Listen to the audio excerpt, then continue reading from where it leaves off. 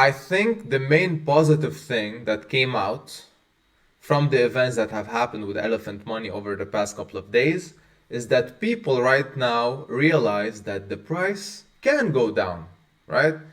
Because all they used to hear was the price can only go up, so on and so forth. So at least now that phrase can be sunsetted. Everyone is on the same page. And why this is important? Because people were going on AMAs claiming that because there is this treasury, the price cannot dump, and it's not going to dump on you just because this treasury is accumulating tokens. But there are so many things wrong with that statement, and today we're going to discuss similarities with whatever happened with Elephant and another entity that has collapsed entirely. Alright, and I just want to say that yes, the similarities are striking and people need to pick up on stuff like that.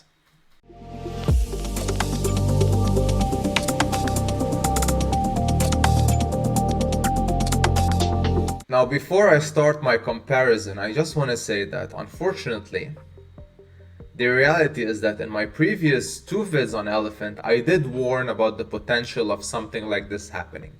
I did label out why the amount in the treasury itself is meaningless, because that doesn't mean that the price cannot dump, and it has. Alright? So please understand that at the end of the day, when people want to enter a certain investment, don't rely on messages on Telegram, and don't rely on people that are really invested into something to spew lies to make you invest with them and grow their holdings. Do your research, understand why this is happening. Why was the chart only going up? If you can answer this question, then you can make up your mind. And that we have already discussed. We have already specified why was the price behaving the way it was. Alright? So, like I said, I'm comparing whatever happened with another entity. And, the irony here is that because Elephant calls itself the king of DeFi, a statement that can be, cannot be further away from the truth from both sides. First of all, it's not the king, it's way away from being so. It's not even a peasant in DeFi, and it's not DeFi, alright?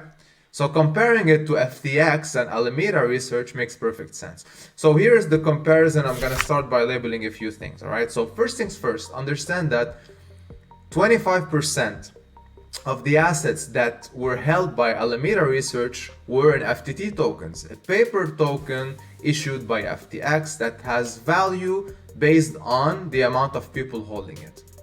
Now, if you look at Elephant, that figure is much worse. We're talking about 62.46% of their so-called assets valued in Elephant, a paper token issued backed by how many people hold it. Alright, so, and just to give you a small perspective, what I included in assets here are the treasury, the BUSD treasury, which is peanuts, the buffer pool of futures, and the 2 LPs in BNB and BUSD, not the full value of the LPs, just the BUSD and BNB portion. So if you add these things up, which are technically, if you think about it, the true assets held by Elephant, then you get that figure, alright? Another thing is that FTX Alameda were always misrepresenting the assets they held under management. So like I said, the majority was in FTT and it was all in shambles. Same goes for Elephant. Now if you look at the homepage, you'll see 422 mil in assets under management. But in reality, what that number is just the market cap, basically. Almost the market cap of Trunk and Elephant, which is completely false. Assets under management are assets that are actually being, monitored and moved by a certain entity. You cannot take Elephant holders and put all of the tokens in one bucket and consider this assets under management. Now you could argue that assets under management maybe is futures or NFTs, but even then I would say that's not the case. But certainly not the market cap. Now, the price of FTT collapsed the moment Binance showed their interest in selling their portion because when TZ made the tweet that he's not sure about their solvency.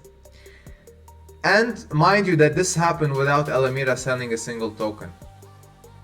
Now transition to Elephant, the price dropped by 42% while the treasury itself didn't sell a single token. Alright? And that tells you that the number of tokens held by a certain entity is meaningless, you know, as long as the dollar value can collapse at any moment. So that solidifies the argument. The price can still drop by a lot without the treasury selling a single token. That's how the liquidity pool works, unfortunately. You know, the more that sells, the less valuable those tokens are. So when they are to be sold, that's a lesser impact on the price. All right. Now, I think the last point here, and perhaps the most important one, is that FTX allowed Alameda to use FTT as collateral, amongst other things, to transfer funds between the two entities, you know, without any restrictions, no jurisdictions. And transition to Elephant, you have the owner who can arbitrage between LPs with 0% tax and can even profit from that. And he even stated that, while the holders are just being, you know, left holding their bags at a decreasing rate. So honestly here, look at these 4 points and look at the similarities of how people are representing that ecosystem that is majorly, you know, priced in elephant tokens. And then they bring up the argument that it's because it's an ever appreciating asset by itself, which is, you know, rendered incorrect as well. So conclusion here, winners, very simple. You have the owners and the influencers. And then losers, everyone else. So users, investors, so on and so forth. Now, because we're talking about Elephant, in the case of Elephant, the losers, right, are many. First of all, before we discuss the losers in this situation, the momentum that you were seeing, so we go back to the original part of the video when I said why, you know, why was the price going up? I spoke about this, but I am gonna, you know, refresh your memories. The momentum behind the price rise was mainly futures participant, because remember, 90% of that value gets converted to elephant buys. And you have NFT stakers, same thing. So all of that BNB and BUSD put in the system was all artificial buy pressure in the chart. And that's what drove the price up, not individuals buying the token. And because they see the price up, they FOMO and they buy, and so on and so forth. Cascading effect. So if they knew exactly why the price was going up, they wouldn't have FOMO'd, 100%. So it's not some magic tokenomics like they make it seem. It's just the fact that there's artificial buy pressure. Supply, demand, basic economics, there's no magic here, alright? So elephant holders, yes, they are the losers because they FOMO, they know the price drop. But that's okay, that's crypto, there's risk in crypto, everyone knows that. So we're not gonna emphasize on that point. Now, the NFT stakers, in my opinion, are the biggest losers because they put their BNB in and they're getting elephant in return at 1% APR of the treasury. That is divided by the amount of NFTs staked per year. And that number in dollar value is dropping because the elephant token is dropping. So the ROI time frame increases as that happens. You're right? Alright? And the more, you know, elephant is being generated, the more they will sell to secure their ROI, and that drops the elephant price more, and you see where I'm going with this. And then to even add insult to injury, futures participants, once the BUSD buffer pool decreases and shrinks and goes to zero, the elephant treasury has to sell elephant to pay them. And what happens then? Death spiral. And we've seen this with Terra Luna, we've seen this with FTX. Elephant is being sold to give to futures participants, NFT stakers selling their elephant, the elephant treasury drops in value because elephant is being sold, and it's a cascading effect until elephant goes to a price that we're not going to be discussing. But unfortunately, you won't hear any of this from anyone else because, again, it's a cult-like behavior. So if you go on Telegram now, everyone is so happy. Natural redistribution, guys, we're getting reflections. Yeah, price drops by 25% and you get $100 of redistribution in terms of reflections. That is if you have a very big bag. Impressive, right? And then, of course, everyone is saying that's good for the system, blah, blah, blah, blah. So all of these things you're gonna keep seeing and you cannot say otherwise or else you'll get warned. So it's insane to me that all of these things are still going around, all of this gaslighting, because they need to keep the room positive to attract new buyers, to inflate the token again, and to inflate their bags. All right, so that's very, very important, very clear, that's fine. But please know this, please understand what's happening, and please be aware of all of this, and do not, under any circumstances, get fooled by any of this. If you did your research and you believe in the project, sure, go ahead, buy. But otherwise, don't follow the herd, between quotation marks, all right?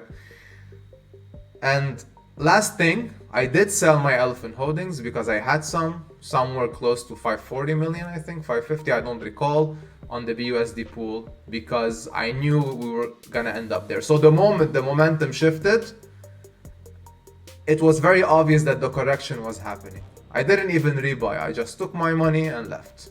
And I hope many of you secured profits, I really do, all right?